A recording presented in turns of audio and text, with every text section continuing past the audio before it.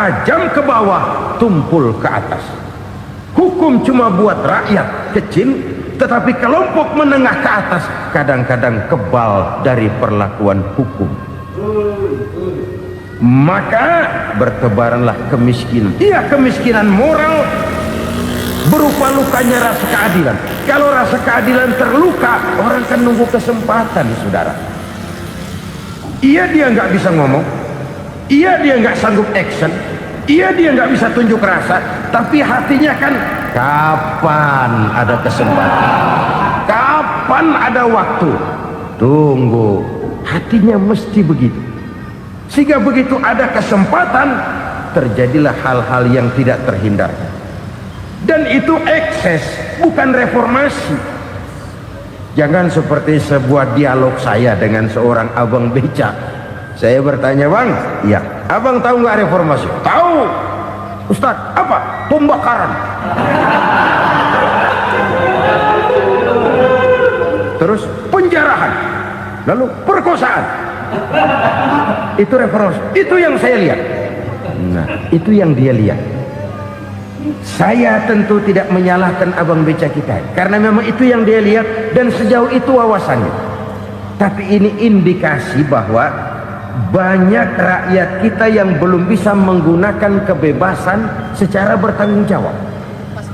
Padahal kebebasan tanpa tanggung jawab tirani.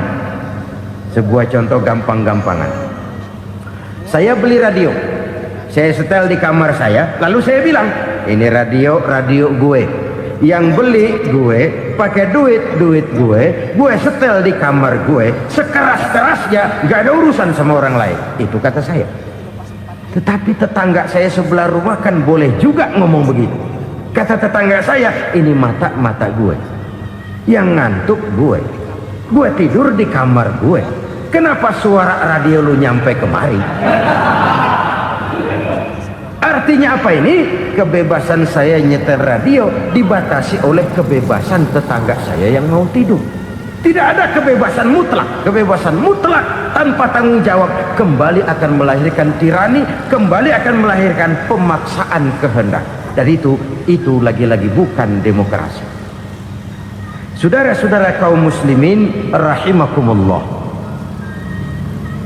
Ini penyakit yang kedua, lukanya rasa keadilan, terutama di kalangan rakyat kecil. Itu mengendap menjadi akumulasi dan menunggu giliran kapan bisa dimuntahkan. Dengan kata lain, rakyatnya udah banyak banget makan yang perutnya jadi enak, nyelam. Kapan nunggu muntahnya? Udah begini banyak akumulasi yang mereka pendam di perut ini, sehingga ketika terjadi kesempatan itu sudah tidak terkendalikan lagi. Kita out of control.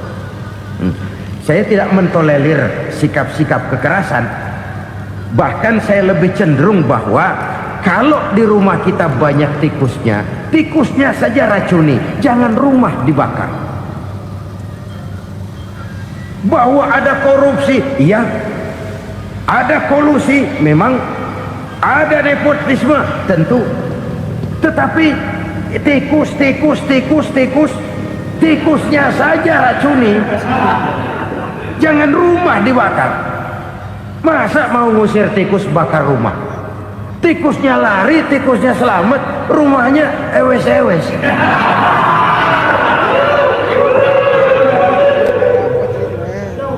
Tikus selamat, rumah nggak punya. Masalah nggak terselesaikan dengan sebagaimana yang kita harapkan. Kita sepakat ini negara hukum, dan di hadapan hukum semua manusia itu sama. Itu prinsip yang diajarkan Allah.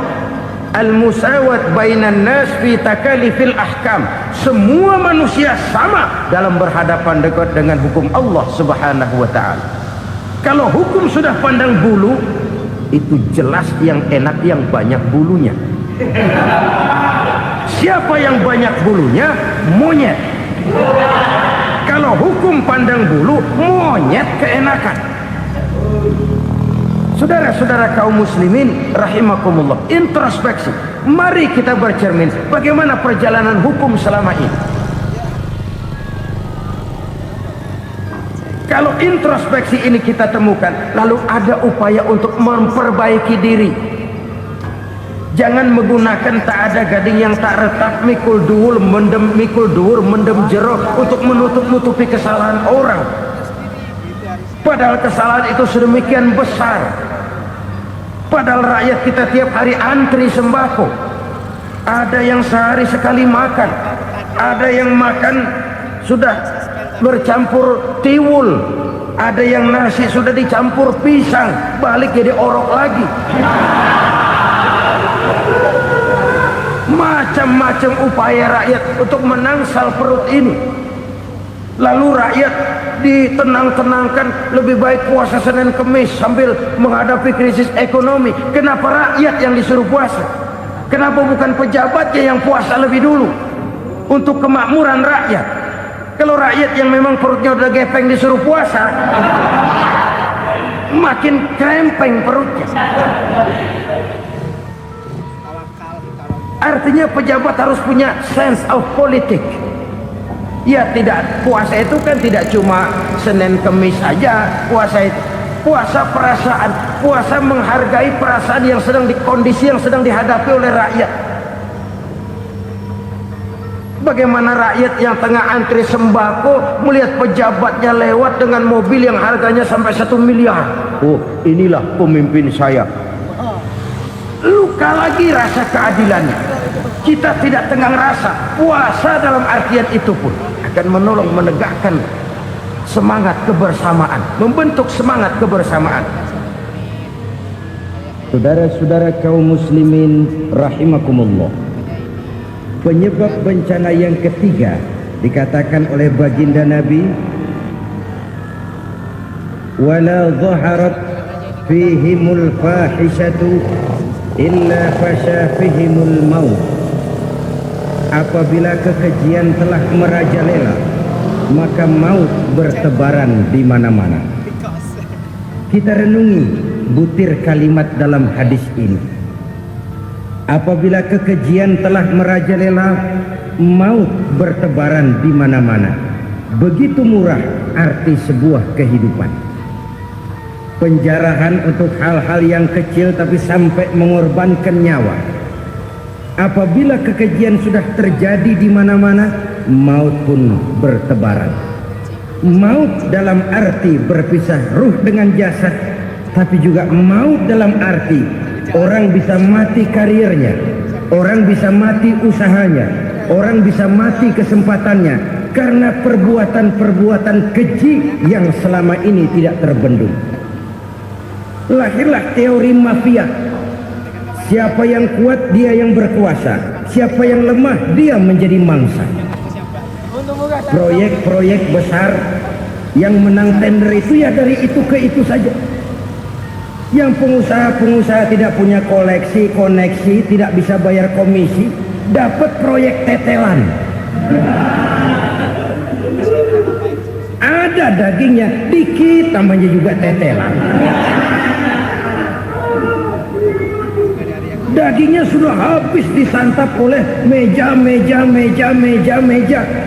Sekian puluh meja dilalui, sekian puluh amplop dikeluarkan.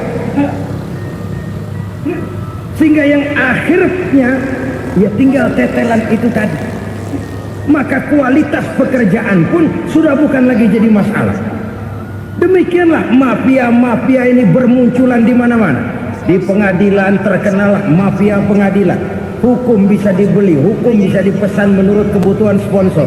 Mafia peradilan, mafia politik, mafia ekonomi, bahkan mafia agama yang menggunakan agama sebagai kedok, menggunakan agama sebagai dalih, menggunakan agama sebagai topeng untuk melancarkan maksud-maksud politiknya pun tidak tertutup kemungkinan. Apabila kekejian telah merajalela, maut bertebaran di mana-mana. Korupsi, kolusi, nepotisme itu bagian dari kekejian. Kita selama ini kalau mendengar maksiat, itu yang terbayang cuma judi, mabuk, zina. Iya, itu maksiat. Tapi korupsi, kolusi, nepotisme itu juga maksiat dalam bentuk lain. Kalau ini sudah bertebaran, maka maut terjadi di mana-mana. Jangan bayangkan cuma mati orangnya, itu sih kewajiban. Yang menyakitkan itu orangnya masih hidup tapi dibikin mati, karirnya mati. Kenapa? Karena yang diperlukan bukan cuma orang pinter tapi orang taat. Biar pinter, kalau nggak taat minggir. Biar bodoh, kalau taat bisa nyenangin atasan, bisa nyemur. Kumaha juragan wae ayo nama. Itu yang kadang-kadang dapat penghargaan. Tidak ada prestasi kerja kecuali bikin senang orang di atas.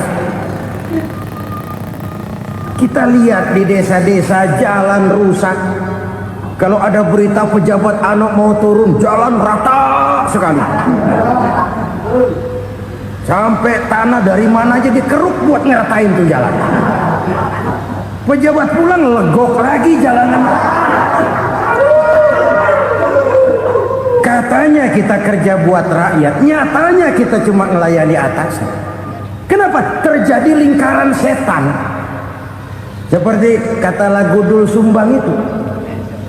Mahasiswa takut sama dosen, dosen takut sama dekan, dekan takut sama rektor, rektor takut sama menteri, menteri takut sama presiden, presiden takut sama mahasiswa.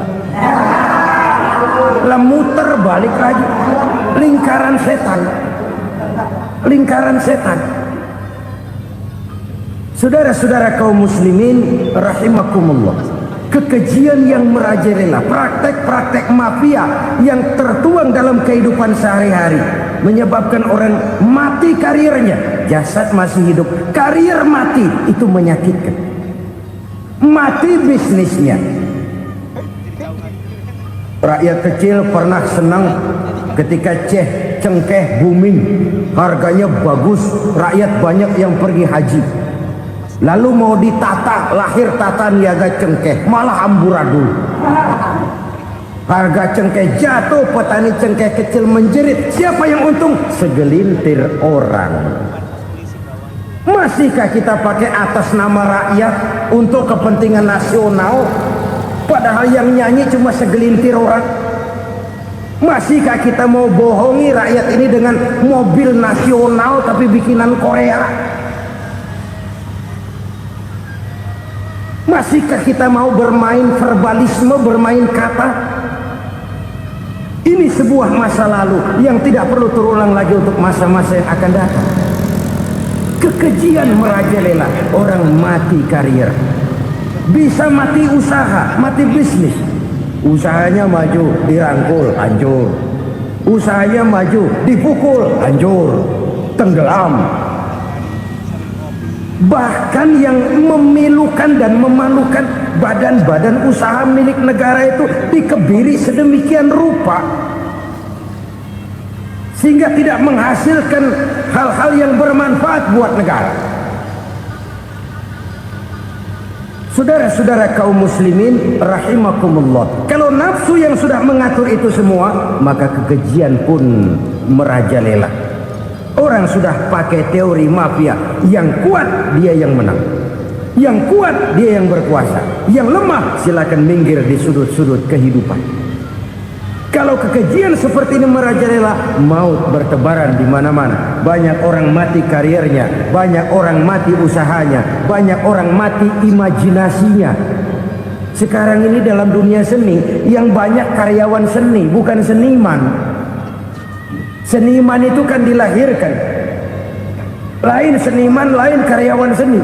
Sekarang yang banyak karyawan seni, bukan seniman.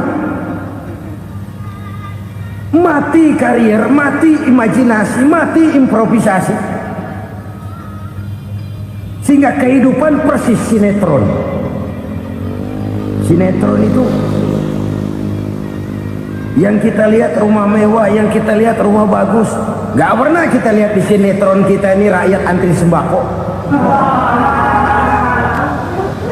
Kita dijejali hal-hal yang indah, yang wah, yang membuat kita tenggelam dalam gaya hidup instan, tenggelam dalam gaya hidup wah.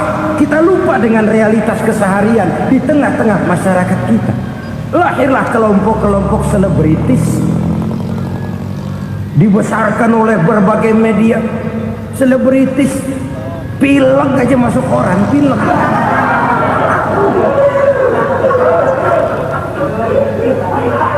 Rakyat yang pingsan antri beras nggak masuk koran. Rakyat yang semaput antri minyak nggak masuk koran. Selebritis panok masuk koran.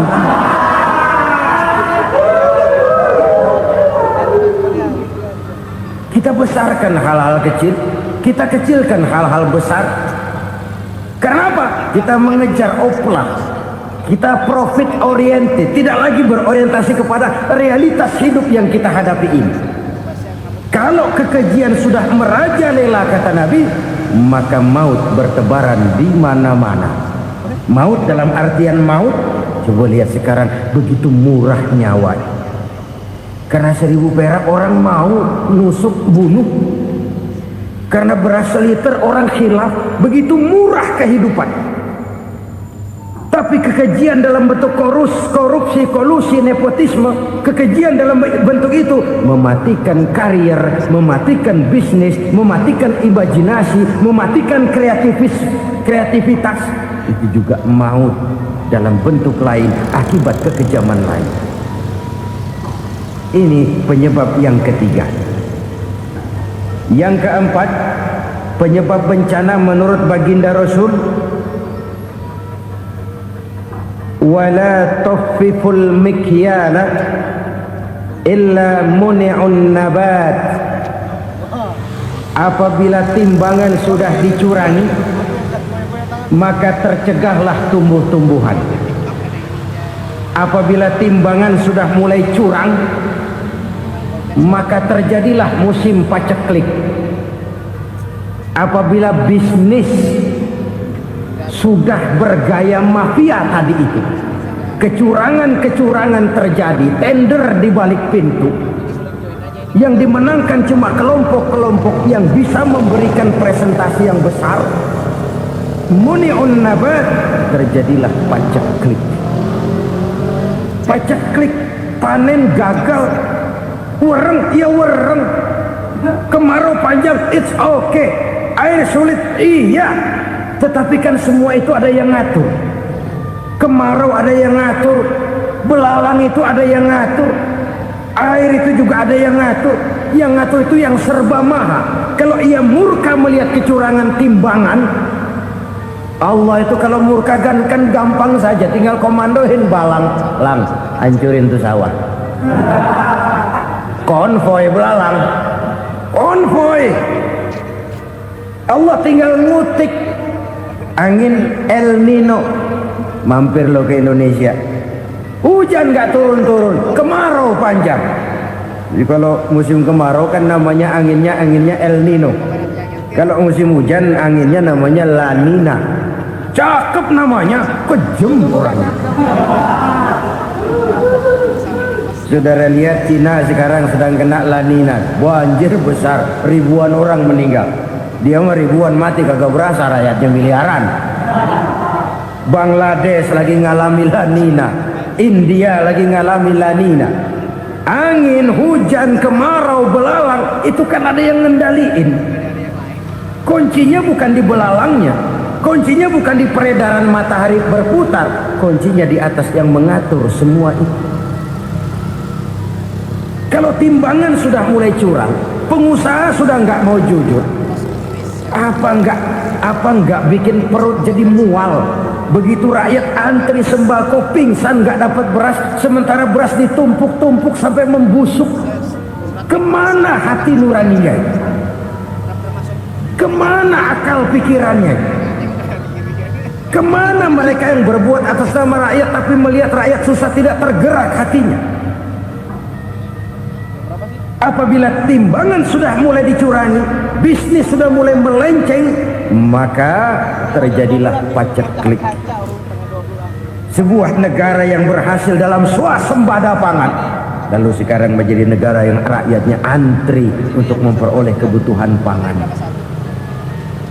Saudara-saudara kaum muslimin rahimakumullah, ini intinya adalah kecurangan.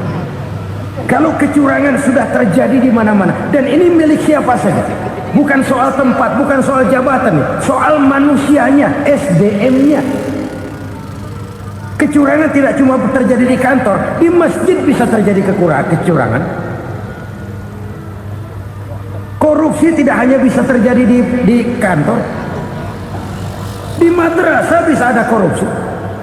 Faktor manusianya, ini soal SDM.